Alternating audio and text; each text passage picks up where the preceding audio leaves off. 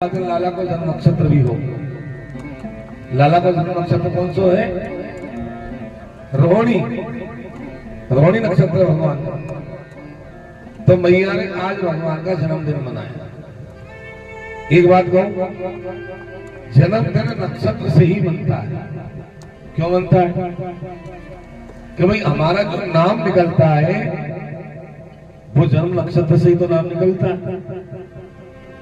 नक्षत्र से नाम।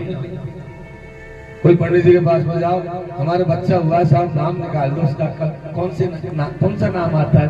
तो पंडित जी देखेंगे क्या नक्षत्र था, कौन सा चरण था नक्षत्र का, उससे वो नाम बनेगा। तो जन्मदिन जो मनाया जाता है, पहली बात तो वो नक्षत्र से मने, और नक्षत्र से नहीं मने तो कम से कम दिन से तो मने, तिथि से मनाना चाहिए।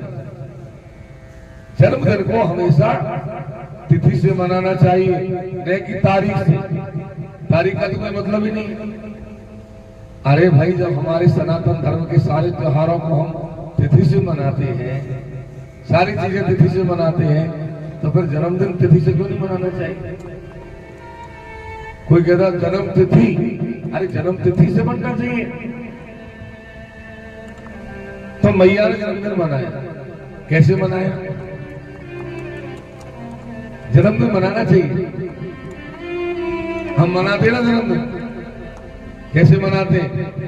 गुब्बारे लटकाते, मोमबत्ती जलाते, और फिर कहते बच्चे से बेटा फूंक दे के बुझा दे, जिससे तेरे जीवन में अंधेरा ही अंधेरा हो जाए।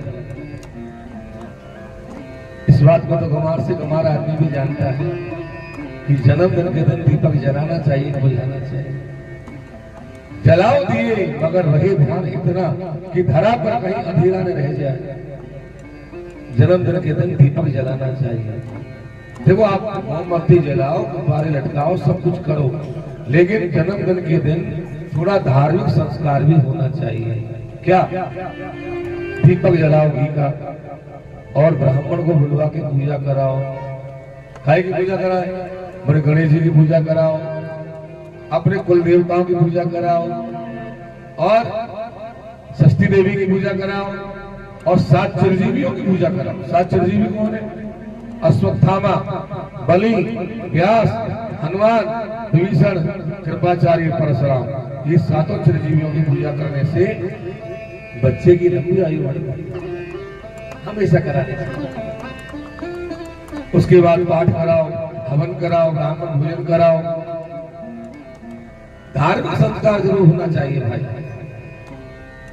उसके बाद खूब आराम से मनाओ जन्मदिन। क्यों? भगवान ने आपको खुशी दी है, हम खुशी को मना थोड़ी कर रहे हैं। ये जन्मदिन मत मनाओ, खूब मनाओ, लेकिन धार्मिक संस्कार भी जुड़ना चाहिए। हमारा कहने का मतलब ये है, खाली जन्मदिन मत मनाओ, जिससे बच्चे को आशीर्वाद मिले। मैया ने ब्राह्मण को बुलवाया, पूरे घर को धोया, पवित्र किया, फिर हवन कराया, पूजन कराया, भोजन कराया। फिर मैया ने सोची कि अब मैं गीत गवाऊंगा, सारे घर की गोपी बुलाकर गीत गवाऊंगा। तो मैया ने पूरे गोकुल में जाकर के न्योता दे दिया, बुलावा दे दिया। विचार किया कर गीत कहाँ गवाऊं? बोले आंगन में एक गाड़ो रखे हुए हो, गाड़े के ऊपर में दूध दही के मटका धरे भरे हुए, बाकी नीचे पीढ़ो लगा करके लाला को सुला दिया। बोले यहाँ से लाला को ध्यान भी रह जाएगा और गीत भी गवा दो। मैया ने लाला को सुला दिया गाड़े के नीचे। अब ये गोपियां जो गीत गाने आई, ये गोपियां अपने साथ में छोटे छोटे बच्चों को भी लाई। बच्चों को क्यों लाई? अरे भाई, बच्चों को किसके भरोसे छोड़ के आती? कोई नहीं था घर में रखने वाला।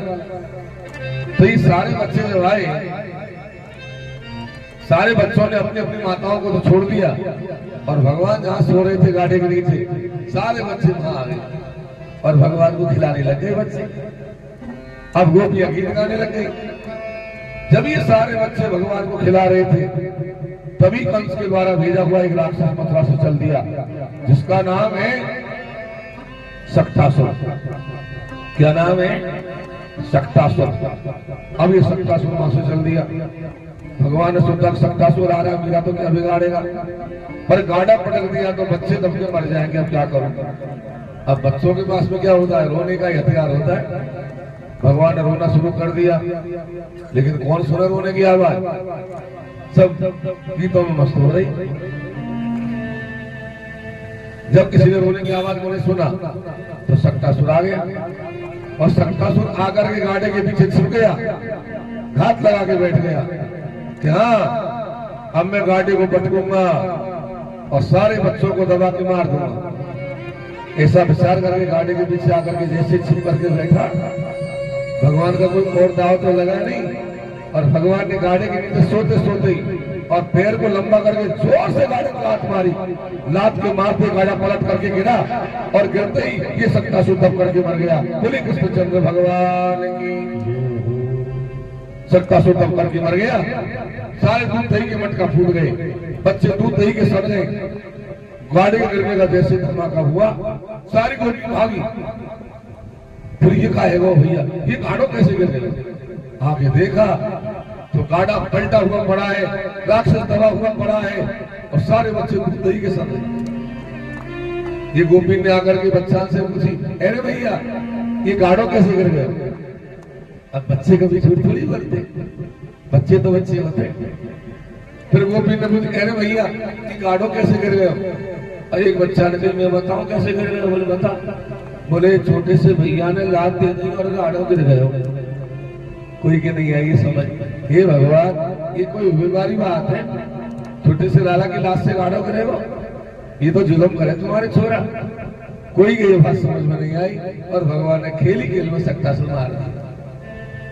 ये सक्तासुर क्या है, सक्तासुर है काम, क्रोध, लोभ और मोह, यही सक्तासुर। ये क्या करता है, बोले कामेनो कर्मनाशस्य क्रोधेन ज्ञाननाशनम। गीता में लगा, काम की अधिकता होगी, हमारे मन में कामना ज्यादा होगी तो कर्म का नाश हो जाएगा। कितना भी आप कर्म कर लो सब नाश हो जाएगा। और क्रोध की अधिकता यदि ज्यादा होगी हमारे अंदर, लिमिट से ज्यादा क्रोध होगा तो चाहे कितना भी ज्ञान भरा हो सारे ज्ञान का नाश हो जाएगा। क्रोधहीन ज्ञान नाश। आपने देखा होगा बड़े बड़े संत होते हैं, बड़े बड़े महापुरुष होते हैं, लेकिन क्रोध की मात्रा जब ज्यादा होती है तो सारा ज्ञान पतन की ओर चला जाता है। तो काम, क्रोध, लोभ करना चाहिए, लेकिन अति का लोभ नहीं करना चाहिए। अति का लोभ मत करो भाई। गृहस्थी में आए तो थोड़ा तो करना ही पड़ता है, लेकिन अति लोभ नहीं करनी है, लोभो नहीं परित्यजे, अति का लोभ नहीं होना चाहिए। और चौथा शत्रु है मोह। मोह भी शत्रु है। मोह सकल व्याधि कर मूला तिनते बड़ी उपजन बहुत सोच। झगड़ा हो गया, क्यों हो गया झगड़ा, अरे साहब मेरे से माँ की गाली दे दिया, बहन की गाली दे दिया, मैं कैसे बर्दाश्त करता बहन की गाली। बहन से हमारा मोह है, माँ से हमारा मोह है, इसलिए झगड़ा हो गया। अभी काम, क्रोध, लोभ, मोह यदि परेशान करे तो क्या करना चाहिए। भगवान ने 108 दिन की उम्र में सक्रासुर को मारा, तो 108 दिन में मारा, इसका मतलब क्या है, तो 108 मणि की माला आती है ना, वो 108 मणि की माला लेकर के फेरने लग जाओगे। माला फेरोगे तो काम भी परेशान नहीं करेगा, क्रोध भी परेशान नहीं करेगा, लोभ भी परेशान नहीं करेगा, मोह भी परेशान नहीं करेगा। सबसे बढ़िया इलाज है भगवान का भजन। भगवान के भजन से सारी चीजें अपने आप रास्ता। दूसरी बात, भगवान को हमेशा ऊपर रखो, नीचे मत रखो। आप गृहस्थी की गाड़ी में भगवान को नीचे रखोगे तो भगवान आपकी गृहस्थी की गाड़ी को पलट देंगे, जैसे भगवान ने पलटा। तो शास्त्र कहता है कि भगवान को नीचा मत रखो, भगवान को हमेशा ऊपर रखो, आगे रखो, पीछे मत रखो, नहीं तो आपकी गाड़ी पलटने में 1 मिनट नहीं लगाएंगे, आपकी गृहस्थी की गाड़ी पलट जाएगी। इस प्रकार भगवान ने सक्तासुर का उद्धार किया। एक दारो मारूढ़ा लालयंती सुतम सती गरिमाणम शिशोर बोधो नसे गिरिकूटवा। एक दिन मैया भगवान को गोद में लेकर के दूध पिला रही थी और दूध पीते पीते क्या हुआ, कंस के द्वारा भेजा हुआ एक राक्षस मथुरा से चल दिया जिसका नाम है तृणावर्त। क्या नाम है? तृणावर्त। ये तृणावर्त तो महाराज आदि तूफान बन के आ रहा था। भगवान दूध पीते जा रहे, सोच रहे मैया से, मैया का दूध पीते पीते सोच रहे कि तृणावर्त आ रहा है, मेरा तो क्या बिगाड़ेगा।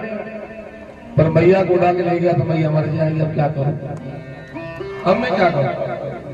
तो भगवान का कोई दाव नहीं बैठा, तो भगवान ने क्या किया, दूध पीते पीते ही और भगवान ने अपना वजन बढ़ा दिया और इतना वजन बढ़ा दिया कि नशे है गिरी कूटवा। मैया वजन को सहन नहीं कर पाई, लोहे के मूसल के समान वजन हो गया एकदम से। मैया निकाले ना वजन कैसे बढ़ गया। मैया सोची दूध ज्यादा पी गए दिखे, बोले नहीं नहीं नहीं, दूध से वजन थोड़ी बढ़े, ये तो नजर है, जरूर नजर है। लाला की नजर लग गई कोई गोपी, अब राम आप कैसे करो। तो मैया ने क्या किया, जैसे ही वजन बढ़ा भगवान को मां कमाई उतार दी। बोले भीतर जाऊं, गोमूत्र की कुल्हाड़ियां ढूंढ के लाऊं, छींटे दूंगी नहीं तो नजर उतारूंगी लाला। मैया भगवान को बाहर उतार करके भीतर गई, मैया का भीतर जाना हुआ और तृणावर्त का आंधी बन करके आना हुआ, आंधी को भर करके और भगवान को उड़ा करके आकाश में ले गया। जो भगवान को उड़ा करके आकाश में ले गया, तूफान बन करके भगवान आकाश में जब उड़े तो तृणावर्त के कंधे पे बैठ गए। अब तृणावर्त आराम से चल रहा है जैसे कोई हेलीकॉप्टर जा रहा हो, सब जगह घुमा रहा है। भगवान कह रहे घुमाते भैया, आगे हमको चोरी भी करनी है। चोर वही सक्सेस हो जाए, सारे रास्ते को ज्ञान है जाए, सारे रास्ते बता दे आज तो हमको। अब ये तृणावर्त ब्रज में घुमाते घुमाते मथुरा की ओर लेके जाने लगा। जब मथुरा की तरफ जाने लगा तो भगवान कंधे पर बैठे थे, दोनों हाथों का मुक्का बनाया और तृणावर्त के माथे में मारा, तृणावर्त मर गया। बोले कृष्णचंद्र भगवान, तृणावर्त को मार दिया भगवान। अब ये तो आपने खूब सुन रखा कि तृणावर्त को मार दिया भगवान, पर ये तृणावर्त है क्या, क्या है तृणावर्त, ये समझने वाली बात। तृणावर्त है रजोगुण, ये रजोगुण है। ये जो बढ़ जाता है तो आदमी को हवा उड़ाने लग जाता है। पैसा जब ज्यादा बढ़ जाता है तो आदमी हवा में उड़ने लग जाता है। कहते ना, अरे राम तो हवा उड़ रहे, उनकी क्या बात है। तो अब ये रजोगुण कैसे नष्ट होगा? बोले परमात्मा के चरणों का आश्रय लो, ठाकुर जी के चरणों के आश्रय लेने से रजोगुण नष्ट हो जाएगा, सतोगुण बन जाएगा। कथा सुनने से क्या फायदा है? कथा सुनने का क्या फायदा? कथा से हमारा रजोगुण नष्ट होता है, तमोगुण नष्ट होता है और सतोगुण को बढ़ाती है कथा, सतोगुण को बढ़ाती है कथा, हमारा कल्याण कर देती है कथा। इस प्रकार भगवान ने तृणावर्त का उद्धार किया। भगवान थोड़े बड़े हो गए तो एक यादवों के गुरु थे गर्गाचार्य जी महाराज। गर्गो पुरोहितो राज यदु नाम सुमहातपा, नंदो जगाम ब्रजम वसुदेव प्रचोदितः। यादवों के गुरु थे गर्गाचार्य जी महाराज, जो त्रिकालदर्शी संत थे। वर्तमान काल, भूतकाल, भविष्य काल, तीनों कालों के जानने वाले संत थे गर्गाचार्य जी महाराज। वो एक बार गोकुल में आए, नंद बाबा को पता चला कि गुरु गर्गाचार्य जी आए हैं, तो नंद बाबा ने जाकर के प्रणाम करी गर्गाचार्य जी। गर्गाचार्य जी बोले, नंद बाबा और सुनाओ क्या हाल है? बोले कृपा महाराज आप संतन। और बोलो कैसे आए? बोले गुरु जी मैं एक बात पूछना चाहूँ आपसे। बोले कहा? बोले हमारे छोटे लाला को जब से जन्म हुआ है तब से कभी उपद्रव ज्यादा ही आवे लग गए। गुरु जी बोले का नाम है छोटे लाला को? तो नंदबाबा बोले नाम तो अभी हमने धरे भी नहीं मारा है, अभी तो नाम नहीं धरे। नंद बाबा बोले गुरु जी एक काम करो, आप आई गए ब्रज में तो दोनों लाला को नामकरण कर जाओ। एक रोहिणी को बेटा है, एक यशोदा को बेटा है, दोनों के नामकरण कर जाओ। गर्गाचार्य जी ने मना कर दिया, बोले नहीं। बोले क्यों? बोले भाई यादवों का गुरु और तुम हो जाती हो बढ़िया, तुम्हारे गुरु है सांडिल्य मुनि, उनको बुलाओ, उनसे नामकरण करवाओ। मैं तो यादवों का गुरु। हंस राजा को पता चल गया कि मैंने तुम्हारे बच्चों का नाम रखा है तो तुम्हारा जीना दुबर हो जाएगा, मेरा जीना दुबर हो जाएगा। नंद बाबा बोले गुरु जी मैं तो यही चाहता था कि आपके मुखार से हमारे दोनों लाला को नामकरण किया जाए। गुरु जी जानते हैं कि त्रिलोकी के नाथ के नामकरण का मुझे सौभाग्य मिल रहा है, तो मैं कहाँ चूकने वाला, मैं काय को चूक लूंगा। गर्गाचार्य जी बोले नाम तो मैं धर दूंगा पर कोई को पता नहीं चलना चाहिए महाराज। बोले कहाँ पता चलेगा, गुपचुप में धर दे महाराज, बड़ा उत्सव नहीं मनाएंगे। ऐसो करो गौशाला में चलो, और गौशाला में कोई को पता नहीं चलेगा और दोनों बच्चा के नामकरण भी हो जाएगा। तो चलो अब तो गर्गाचार्य महाराज गौशाला में पहुंच गए। नंद बाबा यशोदा जी और रोहिणी जी को लेकर के गौशाला में गई, दोनों अपने अपने पुत्र को लेकर के गई है। गुरु जी के सामने बैठ गई और गुरु जी नामकरण कर रहे हैं दोनों बच्चा। पहले पूछी बाबा कौन से बच्चा को नाम पहले धरो? बोले बड़े को धरो, ये रोहिणी को बेटा बड़ो है, या को नाम धरो। अयम ही रोहिणी पुत्र रमयन सुहृदो गणै आख्यास्यते राम इति बलादिज्ञान बलम विदुः।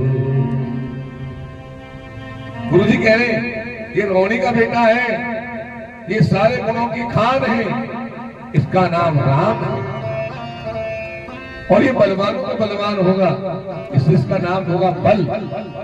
दोनों को मिलाएंगे तो नाम बनेगा बलराम, बलदेव, बलदाऊ। नंद बाबा बोले महाराज और कोई नाम?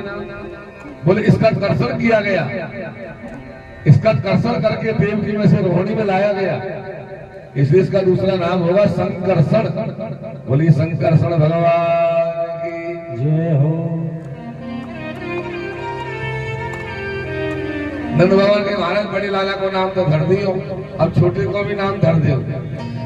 छोटे का नाम लेते ही तो गुरु जी को समाधि लग गई। आज मैं त्रिलोकीनाथ का नामकरण कर रहा हूँ, देखो मेरा सौभाग्य देखो। बहुत देर में समाधि खुली गुरु जी की। फिर गुरु जी बोले हाँ अब मैं नाम धरूं? बोले धरो महाराज। तब गुरु जी ने कहा कि बाबा तुम्हारा छोटा बेटा अलग अलग युगों में अलग अलग प्रकार से जन्म लेता है। शुक्लो रक्तस्तथा पीता इदानीं कृष्णतां गतः।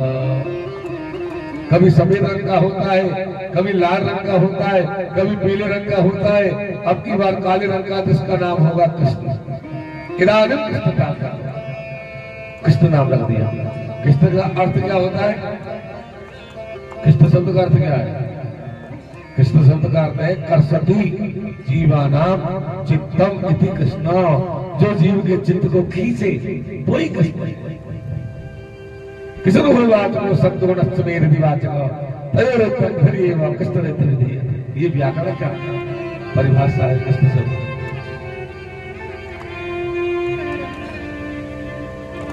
बोले महाराज जाके छोटे लाला का और कोई नाम?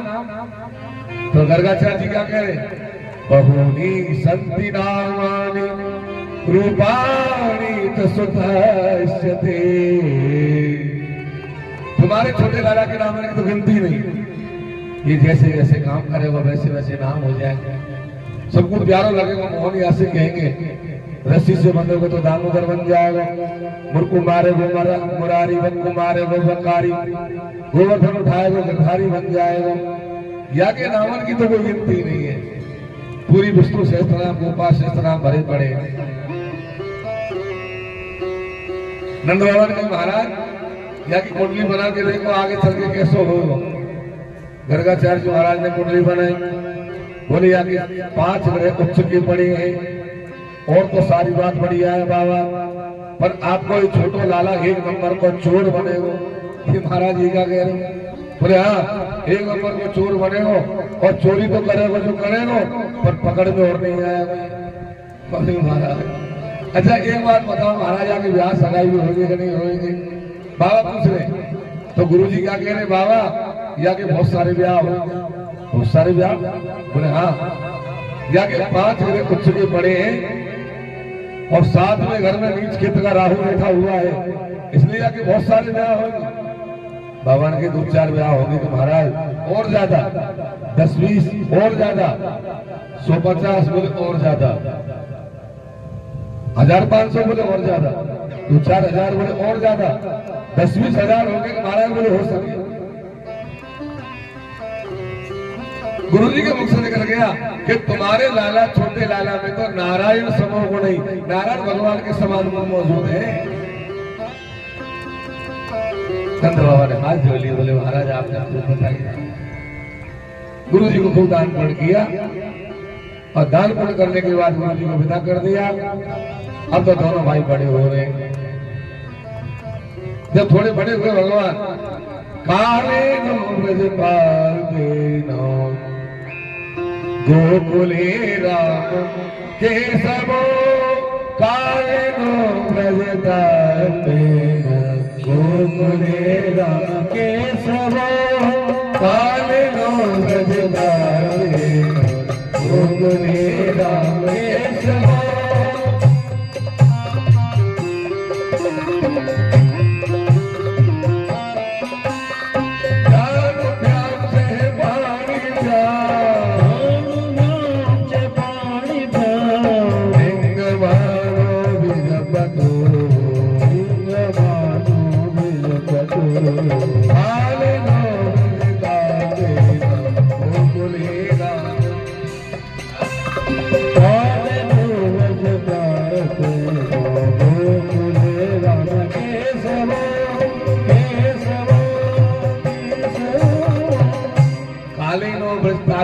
गोकुले राम केशव, राम और भगवान श्री कृष्ण दोनों गोकुल में बड़े हो रहे। कैसे? जानुभ्याम से पाणिभ्याम रिंग मानो जीवन जब बतू, पैरों के बल घुटनों के बल चलने लगे भगवान, दोनों हाथों से दोनों पैरों से घुटनों के बल चल रहे। जानुभ्याम से पाणिभ्याम। अब तो देवी को जाके लटक गए, नहीं आगे बढ़े नहीं पीछे बढ़े, लटक गए, ऐसी लीला कर रहे थे। एक दिन मैया ने देखा दरबार दीवार को पकड़ के खड़े हो रहे, फिर गिर जाए, फिर खड़े हो जाए, फिर गिर जाए। मैया ने भगवान के पैरों में बेजनी आवाज दी, भगवान चमचम करने लग गए। तो मैया भगवान को नचाने लग गई और भगवान नाच रही और मैया भगवान को नचा रही है। हरि नाचे नंदलाल नचावे हर की मैया, नाचे नंदलाल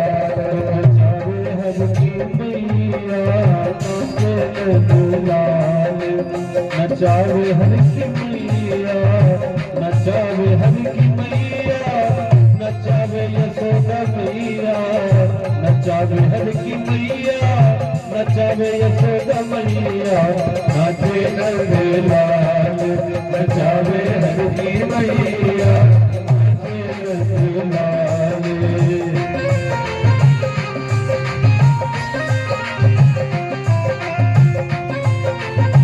हरि बोल।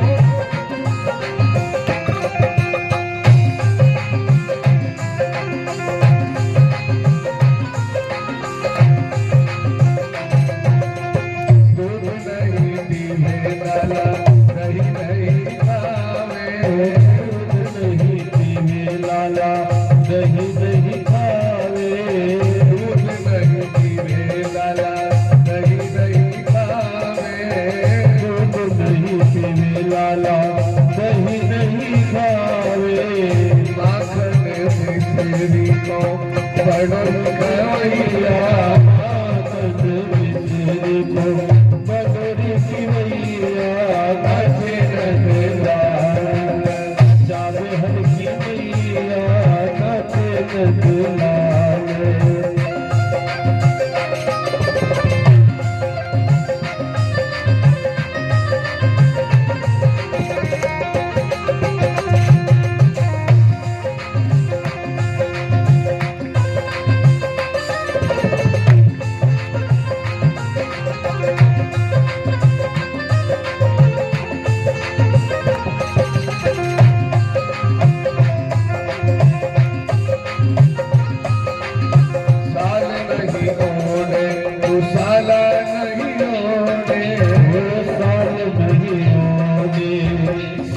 नहीं ओढ़े, 2 साल नहीं ओढ़े, साल नहीं ओढ़े, 2 साल नहीं ओढ़े, नारी कमरिया को बड़ो ही उड़ैया, नारी कमरिया को बड़ो ही उड़ैया, नाचे रंगला जावे हर की मैया, नाचे रंगला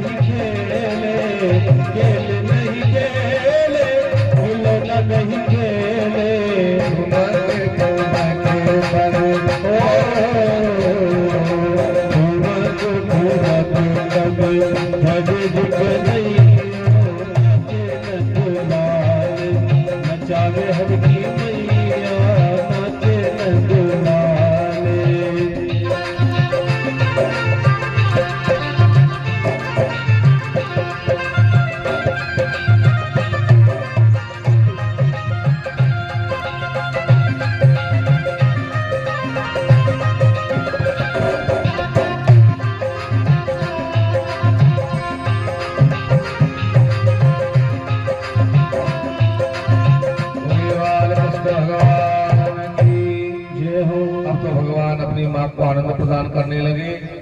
थोड़े बड़े हुए भगवान कभी घर के बाहर निकल जाते हैं और कोई गाय जा रही है तो उसकी पूंछ पकड़ के लटक जाए, कोई गाय की सींग पकड़ के खड़े हो जाए। गोपी के हरी मैया ने ध्यान रखो करो, ये लाला बहुत उपद्रवी है गए, कोई गाय सींग मार देगी तो मर जाएंगे। एक दिन भगवान चलते चलते गौशाला में चले गए और गौशाला में जाके दोनों भाइयों ने क्या किया, गैया के गोबर को पूरे शरीर के लपेट लिया। मैया ने आके देखो, अरे राम राम राम, अरे लाला तुम कौन से जन्म को सुअर है? जो मैया ने ये कहा कि तुम कौन से जन्म को सुअर है, तो भगवान धीरे से बोले, ताऊ भैया, मैया ने ठीक पहचानो, मैं एक जन्म में सुअर भी बनो, ठीक पहचानो मैया।